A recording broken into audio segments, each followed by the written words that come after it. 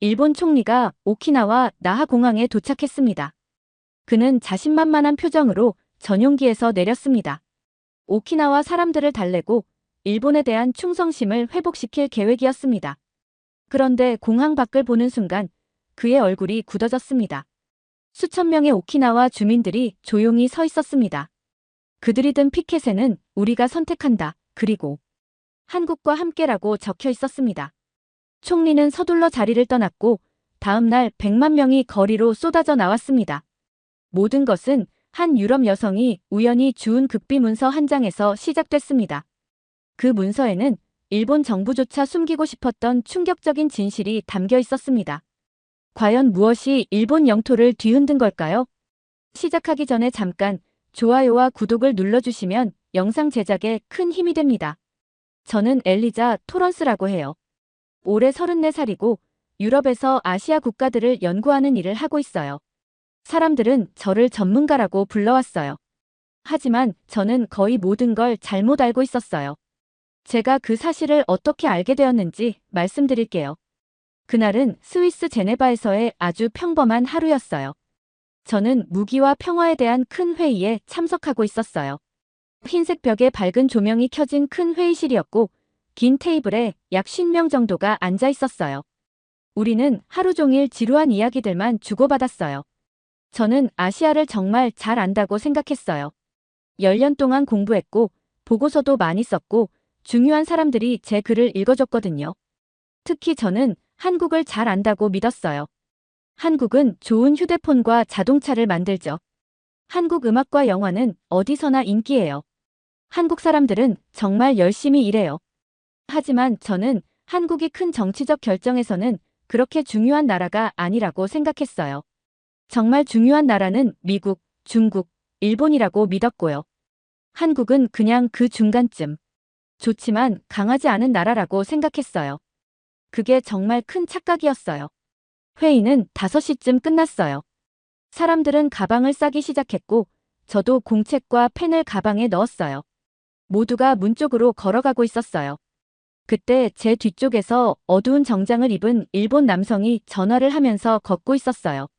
표정이 불안해 보였어요. 그러더니 갑자기 문 쪽으로 뛰기 시작했어요.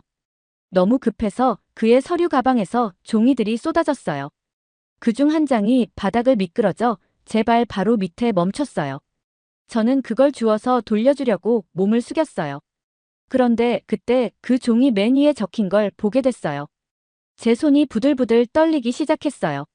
맨 위에는 붉은색 일본어 도장이 찍혀 있었어요. 제가 일본어를 완벽히 읽지는 못하지만 그 문구가 뭔지는 알았어요. 극비. 그 아래에는 일본 외무성의 공식 문양이 있었어요. 이건 진짜 정부 문서였어요. 제 심장이 갑자기 빨리 뛰기 시작했어요. 문 쪽을 보니 일본 남성은 이미 사라지고 없었어요. 저는 다시 종이를 내려다봤어요. 가장자리에는 누군가 적어둔 영어 번역 메모가 있었어요. 저는 그 첫 문장을 읽었어요. 중국의 군사 압박 증가로 인해 일본은 오키나와의 일부 방위 권한을 한국군에 이양하는 방안을 검토 중이다. 저는 다시 읽었어요. 그리고 또 읽었어요. 한국이요? 일본의 방위를요? 말이 안 됐어요. 일본과 한국은 항상 사이가 좋았던 게 아니고 일본이 오래전에 한국을 지배하면서 한국 사람들에게 큰 상처를 남겼잖아요. 지금도 역사 문제로 자주 다투는데요. 게다가 일본이 한국보다 더 강하다고 다들 말했어요. 일본은 경제도 더 크고 미국과도 훨씬 가깝다고요. 그런데 왜 일본이 한국에게 도움을 요청하는 걸까요? 저는 주변을 둘러봤어요. 아직 남아서 대화하는 사람 몇 명이 있었지만 아무도 저를 보지 않았어요. 저는 그 종이를 조심스럽게 접어서 가방에 넣었어요. 손은 여전히 떨리고 있었어요. 그날 밤 저는 잠을 이룰 수가 없었어요. 호텔방 작은 책상 앞에 앉아서 그 종이를 계속 바라보고 있었어요. 이미 20번은 읽은 상태였어요. 저는 노트북을 열고 검색을 시작했어요. 그리고 제가 찾은 정보는 제가 알고 있던 모든 것을 뒤흔들었어요. 미국은 큰 문제를 겪고 있었어요. 미국의 조선업체들은 문을 닫고 있었고 미국은 새 전함을 쉽게 건조할 수 없는 상황이었어요. 그래서 미국은 아시아의 몇몇 주둔지를 축소하고 있었어요. 오키나와도 그중 하나였어요. 일본의 군사력도 오래된 장비에 의존하고 있었어요. 선박과 전투기 대부분이 오래된 기종이었고 일본법 때문에 해외에서 군사 행동을 하기 어려웠어요. 그래서 일본군은 군대가 있어도 실제 전투 능력은 약한 편이었죠. 한편 중국은 요즘 오키나와 근처에서 거의 매일 전투기를 띄우고 있었어요. 예전보다 4배나 많아졌다고 하더라고요. 중국 군함도 섬 가까이 다가오고 있었어요. 어떤 중국 교수들은 아예 오키나와는 역사적으로 중국 땅이라고 주장하고 있었어요. 일본 땅이 아니라고요. 그리고 오키나와 정말 아름다운 섬이에요. 남쪽 끝에 있고 해변과 산호초가 유명하죠. 하지만 동시에 미국 군사기지가 많은 곳이라 주민들이 수십 년 동안 불만을 이야기해왔어요. 일본 정부가 자신들을 무시한다고 느끼고 있었어요. 저는 새벽 3시까지 계속 자료를 읽고 또 읽었어요. 그리고 한국군에 대한 정보를 찾다가 정말 충격을 받았어요. 한국은 세계 최고 수준의 잠수함을 가지고 있었어요. 가장 현대적인 전투함도 한국이 만들고 있었고요. 한국 해군은 너무나 현대적이고 강력했어요. 심지어 미국도 한국 무기를 사려고 할 정도였어요. 그리고 한국에는 또 하나 중요한 게 있었어요. 바로 경험이요. 한국은 70년 동안 북한, 중국, 러시아를 상대하며 국방을 다져왔어요. 한국 군인들은 실제 위협을 어떻게 막아야 하는지 알고 있었어요. 저는 의자에 기대 앉았어요. 속이 울렁거렸어요. 저는 전문가잖아요. 그런데 이런 걸 하나도 몰랐던 거예요. 저는 그냥 한국이 작고 약하다고 당연하게 생각해버렸어요. 얼마나 잘못됐는지 깨닫는 순간이었어요. 제 발 아래 멈춰 섰던 그 종이는 단순한 문서가 아니었어요. 세상이 완전히 변하고 있다는 증거였어요. 근데 저는 그걸 전혀 모르고 있었던 거죠. 일본이 한국을 필요로 하고 있었어요. 반대가 아니라요. 제가 잠들기 전에 마지막으로 그 종이를 다시 한번 봤어요. 그 순간 제 머릿속에는 한 가지 질문만 계속 맴돌았어요. 제가 잘못 알고 있었던 건 도대체 또 뭐가 있을까? 그때는 몰랐지만 그 질문이 제 인생 전체를 바꿔놓게 될 줄은 정말 상상도 못했어요.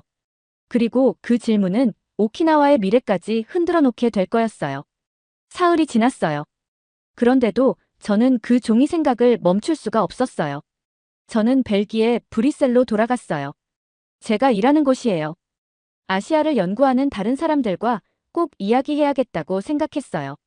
제가 미친 건지 아니면 그 문서가 진짜인지 확인해야 했거든요. 저는 사무실 근처 작은 카페에서 회의를 잡았어요. 제 동료 6명이 왔어요. 우리는 카페 뒤쪽 구석에 있는 둥근 테이블에 둘러앉았어요. 카페 안에는 커피랑 버터 페이스트리 냄새가 가득했어요. 저는 그 문서를 테이블 위에 올려놓았어요. 이거 제네바 회의에서 주었어요. 제가 말했어요. 여러분 생각을 듣고 싶어요. 모두가 몸을 앞으로 숙이면서 문서를 읽기 시작했어요. 몇몇은 웃었어요. 가짜라고 생각한 거예요. 한 여자가 말했어요. 일본이 자기 영토 통제권을 넘긴다고요? 말도 안 돼요. 농담이겠죠. 독일에서 온 남자는 고개를 절레절레 흔들었어요. 한국이랑 일본이 협력도 잘 안 하잖아요. 이건 말이 안 돼요. 하지만 단 한 사람만은 웃지도 고개를 저지도 않았어요. 그는 그냥 아주 조용히 앉아 있었어요. 그의 이름은 마사루 아라이 박사였어요. 52살이었고 짙은 곱슬머리가 희끗희끗해지고 있었어요. 늘 두꺼운 테를 가진 오래된 안경을 썼고 어디를 가든 낡은 가죽 가방을 들고 다녔어요. 마사루는 오키나와 출신이었어요. 저는 그를 2년 동안 알고 있었어요. 여러 회의를 함께 다녔죠. 그런데 저는 그의 고향에 대해 제대로 물어본 적이 없었어요. 중요하다고 생각해 본 적도 없었어요. 지금 그의 두 손은 테이블 위에 얹혀 있었고 눈은 문서에 고정돼 있었어요. 슬프면서도 화가 난 사람처럼 보였어요. 마사루. 제가 조용히 말했어요. 괜찮아요? 그가 저를 올려다봤어요. 눈이 촉촉해져 있었어요. 엘리자. 그가 아주 낮은 목소리로 말했어요. 일본이 제 고향에 무슨 일을 했는지 알고 있어요? 테이블에 있던 모든 사람이 조용해졌어요. 그는 말을 시작했어요. 거의 1시간 동안 이야기를 이어갔어요. 그리고 저는 그 말을 평생 잊지 못할 거예요. 아주 오래전에 오키나와는 오키나와가 아니었어요. 류큐 왕국이라고 불렸어요. 독립된 하나의 나라였어요. 류큐 왕국은 여러 나라와 친구였고 그 중에서도 한국이 가장 가까운 친구 중 하나였대요. 500년 동안 류큐와 한국은 물건을 교역하고 지식을 나누고 서로를 존중했어요. 그러다 일본이 류큐를 강제로 합병했어요. 약 150년 전 일이었어요. 일본은 류큐가 이제 일본의 일부라고 선언했죠. 그리고 사람들에게 일본어만 쓰라고 강요했어요. 자신들의 언어나 문화를 잊으라고 했어요. 류큐 사람들을 진짜 일본인으로 취급하지 않았어요. 그러다 2차 세계대전이 왔어요. 그 전쟁은 오키나와에 너무나 끔찍했어요. 전투가 섬 한가운데에서 벌어졌거든요. 일본 군인들은 오키나와 사람들에게 미국군에게 항복하느니 차라리 죽으라고까지 했대요. 그 결과 10만 명 넘는 오키나와 사람들이 목숨을 잃었어요. 4사람 중 1명이 죽은 거예요. 전쟁이 끝난 뒤 미국은 오키나와에 거대한 군사기지를 지었어요. 지금도 일본 내 미군 기지의 74%가 오키나와에 있어요. 하지만 오키나와는 일본 땅의 0.6%밖에 안 돼요. 백채집에서 나온 쓰레기를 한 사람 마당에만 버리는 거랑 똑같아요. 마사루가 그렇게 말했어요. 오키나와 사람들이 그렇게 느꼈다는 거예요. 기지들은 시끄럽고 위험할 때도 있었어요. 사고도 많았고요. 그런데 도쿄는 늘 말했어요. 참아라. 도와주겠다. 경제를 더 좋게 해주겠다. 하지만 도쿄는 제대로 돕지 않았어요. 약속만 했어요. 오키나와 사람들은 갇힌 것처럼 느꼈대요. 일본은 그들을 공평하게 대하지 않았고, 미국은 그들의 의견을 묻지 않았고, 중국은 근처에서 점점 거칠어지고 있었어요. 그런데 어느 누구도 오키나와의 의견을 물어본 적이 없었어요. 마사루는 말을 멈췄어요. 안경을 벗고 눈을 닦았어요. 그리고 지금 그가 말했어요. 일본은 이제 우리를 지킬 힘도 없어요.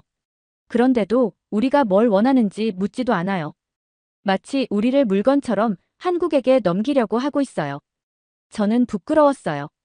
이런 역사조차 몰랐어요. 전문가라고 스스로 말하면서도 정작 오키나와 사람들의 고통은 한 번도 공부하지 않았던 거예요. 근데 마사루. 제가 조심스럽게 물었어요. 오키나와가 정말 일본보다 한국을 원할까요? 그는 잠시 저를 바라보더니 평생 잊지 못할 말을 했어요. 한국은 우리를 식민지로 만든 적이 없어요. 한국은 우리에게 자기 말을 강요한 적도 없어요. 한국은 우리가 부족하다고 말한 적도 없어요. 오키나와의 젊은 사람들은 한국 음악과 영화, 문화를 봐요. 그리고 한국이 작은 나라들을 어떻게 존중하는지 보죠. 그들이 일본에서 한 번도 받은 적 없는 걸 느껴요. 그게 뭐예요? 제가 물었어요. 존엄성이요. 그가 말했어요. 그 말이 공기 중에 오래 머물렀어요. 그때 저는 처음으로 깨달았어요. 이건 단순히 군사 전략이나 정치 이야기가 아니었어요. 100년 넘게 무시당한 사람들이 처음으로 자기 선택을 하고 싶어 하는 이야기였어요. 저는 마사루를 바라봤어요. 저 뭘 해야 할까요? 그는 잠시 생각하더니 말했어요. 진실을 쓰세요. 오키나와의 역사, 지금 무슨 일이 일어나고 있는지 그대로 쓰세요. 우리 사람들이 스스로 미래를 선택할 수 있게 도와주세요. 일본의 미래도, 미국의 미래도, 중국의 미래도 아닌 우리 자신의 미래요. 저는 천천히 고개를 끄덕였어요. 그날 밤, 저는 글을 쓰기 시작했어요. 하지만 이번엔 모든 걸 안다고 생각하는 전문가로 쓰는 게 아니었어요. 처음으로 진실을 배우는 학생으로서 글을 쓰기 시작했어요. 그리고 마사루는 제 선생님이 되었어요. 저는 2달 동안 보고서를 썼어요. 마사루가 많이 도와줬어요. 그는 저에게 오키나와의 역사학자들을 소개해줬고 전쟁을 기억하는 어르신들과도 연결해줬어요. 일반 사람들은 볼 수 없는 자료들도 보여줬어요. 보고서는 47쪽짜리였어요. 저는 제목을 이렇게 정했어요. 오키나와의 선택 우리는 우리의 미래를 결정한다. 저는 모든 걸 설명했어요. 류큐와 한국의 500년 우정, 일본의 강제 병합, 100년 넘게 이어진 차별, 미군 기지 문제, 반복된 약속과 방치, 그리고 이제 오키나와 사람들의 의견도 묻지 않은 채 한국을 끌어들이려는 비밀 계획까지. 저는 사람들에게 어떻게 생각해야 한다고 말하지 않았어요. 사실만 전했어요. 오키나와 사람들이 스스로 판단할 수 있도록요. 월요일 아침, 저는 보고서를 온라인에 공개했어요. 언론사에도 보냈고, 오키나와 대학들에도 보냈고, 유엔에도 보냈어요. 그리고 기다렸어요. 이틀 동안 아무 일도 일어나지 않았어요. 아무도 관심이 없는 건가 싶었어요. 그러다 제 이메일이 터져버렸어요. 수요일 아침 일어나 보니 새 이메일이 847통이 와 있었어요. 휴대폰도 울리고 또 울리고 멈추질 않았어요. 일본, 한국, 중국, 미국 기자들이 모두 인터뷰를 요청하고 있었어요. 어떤 이메일들은 따뜻했어요. 진실을 알려줘서 고맙다는 메시지도 있었어요. 하지만 어떤 이메일들은 무서웠어요. 욕설을 하거나 저를 배신자라고 부르거나 후회하게 될 거다라는 협박성 메시지도 있었어요. 읽으면서 손이 떨렸어요. 그러다 한 통의 이메일이 저를 울게 만들었어요. 오키나와 나하시에 사는 78세 남성이 보내온 메시지였어요. 그는 이렇게 썼어요. 아가씨, 저는 이제 나이가 많아요. 전쟁을 기억합니다. 일본 군인들이 항복하느니 죽으라고 말했던 것도 기억합니다. 전쟁 후 미군 기지가 들어선 것도 기억합니다. 우리는 계속 도쿄가 우리를 신경 써주길 기다렸지만 그런 날은 오지 않았습니다. 우리에게 목소리를 주셔서 고맙습니다. 선택할 기회를 주셔서 고맙습니다. 저는 그걸 5번이나 읽었어요. 그리고 오키나와에서 올라온 소식을 보고 정말 믿을 수가 없었어요. 사람들이 한국 국기를 걸고 있었어요. 한두 명이 아니었어요. 수백 명, 수천 명이요. 집 창문에, 가게 유리창에, 자동차 창문에. 오키나와 깃발과 나란히 한국 깃발을 걸어두고 있었어요. 영상도 봤어요. 정원에서 작은 한국 깃발을 들고 있는 할머니가 있었어요. 얼굴에 눈물이 흐르고 있었어요. 그는 카메라를 보면서 말했어요. 일본 국기는 한 번도 저를 자랑스럽게 한 적이 없었어요. 하지만 한국은 우리를 친구처럼 대해줬어요.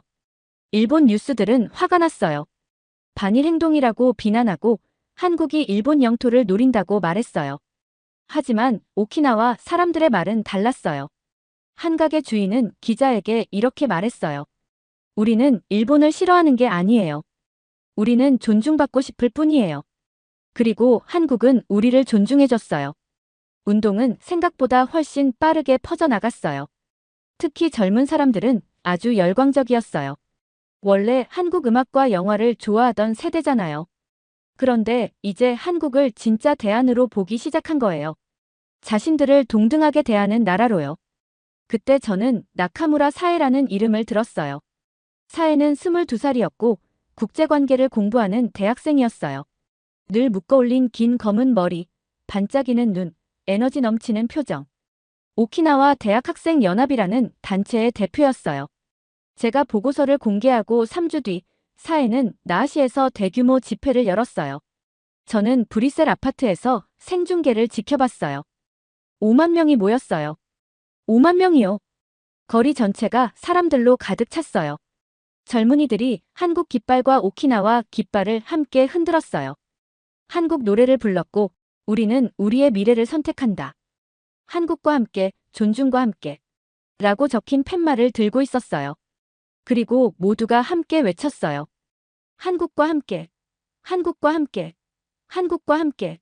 사에는 무대 위에서 마이크를 들고 서 있었어요.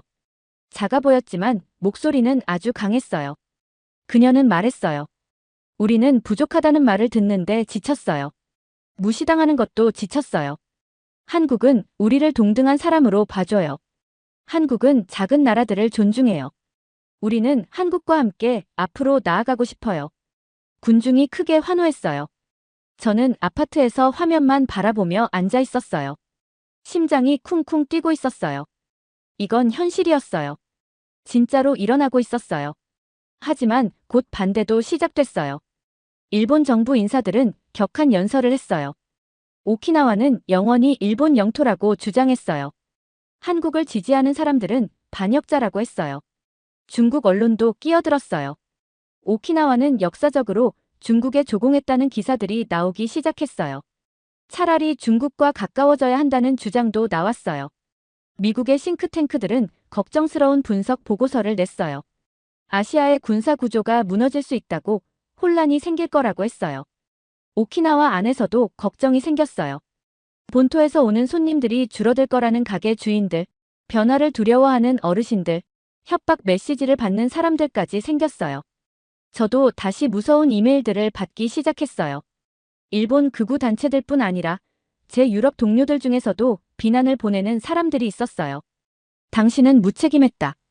지역 전체를 불안정하게 만들었다. 그 보고서는 절대 공개하면 안 됐다. 어느 날 밤, 저는 잠을 잘 수가 없었어요. 천장을 보며 누워 있었어요. 제가 엄청난 실수를 한 걸까? 오키나와 사람들을 위험하게 만든 걸까? 폭력이 생기면, 중국이 이걸 구실로 침공하려 하면, 제가 모든 걸 더 악화시킨 걸까? 보고서를 삭제할까, 사과할까 고민했어요. 그때 휴대폰이 울렸어요. 사에 나카무라에게서 온 메시지였어요. 어떻게 제 연락처를 구했는지 모르겠지만요. 그녀는 이렇게 적었어요. 토런스 교수님, 감사합니다. 교수님 덕분에 우리는 처음으로 목소리를 냈어요. 화난 사람들 말은 듣지 마세요. 교수님은 사실을 알려줬을 뿐이에요. 선택하는 건 우리예요. 100년 만에 처음으로 우리가 직접 선택하고 있어요. 후회하지 마세요. 저는 어두운 방에서 그 문자를 계속 읽었어요. 그리고 그녀가 올린 또 다른 영상을 봤어요. 수천 명의 오키나와 학생들, 어르신들, 농부들, 선생님들, 가게 주인들 모두가 모여 있었어요. 화난 얼굴도 폭력적인 모습도 아니었어요. 그들은 노래하고 있었어요. 희망에 찬 얼굴들이었어요. 한 81세 노인이 영상에서 이렇게 말했어요. 살면서 이런 날이 올 줄 몰랐어요. 오키나와가 스스로 말하는 날이요. 그때 저는 아주 중요한 걸 깨달았어요. 저는 답을 준 게 아니었어요. 정보를 준 거였어요. 선택은 제 것이 아니라 그들의 것이었어요. 그리고 그들은 희망을 선택하고 있었어요. 앞으로 무엇이 오든 적어도 오키나와 사람들은 처음으로 자신들의 미래를 스스로 결정하고 있었어요. 그건 분명 가치 있는 일이었어요. 저는 휴대폰을 끄고 잠에 들었어요. 내일은 더 큰 도전이 오겠지만 그날 밤만큼은 저는 처음으로 정말로 제가 옳은 일을 했을지도 모른다는 생각이 들었어요. 사회의 집회가 열린 지 2달 뒤 일본 총리가 오키나와를 방문했어요. 일본이 오키나와를 잘 보살필 거라며 사람들을 달래려는 방문이었죠. 하지만 나하 공항에는 이미 수천 명의 오키나와 사람들이 모여 있더라고요. 모두가 우리가 선택한다. 한국과 함께 같은 피켓을 들고 조용히 서 있었어요. 총리는 불편한 표정으로 서둘러 자리를 떠났고 지역 대표들과의 면담에서도 신뢰를 얻지 못했어요. 오랜 세월 반복된 약속만 들었던 오키나와 사람들은 더 이상 믿을 수 없다고 말했어요. 다음 날 오키나와 전역에서 100만 명 가까운 사람들이 거리로 나왔어요. 평화로운 행진이었고 모두가 우리의 미래는 우리가 결정한다고 외쳤어요. 결국 여러 공동체 지도자들이 기자회견을 열어 한국과 함께 새로운 길을 걷고 싶다는 성명을 발표했어요. 유엔에서는 긴급회의가 열렸고 여러 나라들이 오키나와 문제를 논의했어요. 결국 국제 감시 아래 한국과 오키나와가 행정방위 파트너십을 맺고 3년 뒤 주민투표로 최종 지위를 결정한다는 결의안이 통과됐어요. 저는 이후 오키나와를 직접 방문했어요. 나하 거리에는 한국 깃발과 오키나와 깃발이 함께 걸려 있었고 사람들의 표정은 훨씬 밝아 보였어요. 한 카페의 할머니는 제 손을 잡고 100년 만에 처음으로 우리가 선택할 수 있게 해줘서 고맙다고 말했어요. 그 말을 듣는데 눈물이 나더라고요. 마사루와 사에 역시 희망에 차 있었어요. 오키나와는 이제야 스스로 말하기 시작했고 한국과 함께 새로운 미래를 만들어가고 있었어요. 저는 그 모습을 보며 전문가가 아니라 이제야 배우기 시작한 학생으로서 이 변화를 바라보고 있다는 걸 깨달았어요. 잘 들으셨나요? 세상에는 가슴 따뜻한 이야기들이 가득합니다. 감동 힐링 사연은 해외에서 전해지는 감동적인 사연들을 소개하며 다양한 이야기들을 통해 위로와 희망, 그리고 하루의 힐링을 선물해드립니다. 조그마한 힐링이 되셨다면 구독과 알림 설정도 큰 힘이 되어요.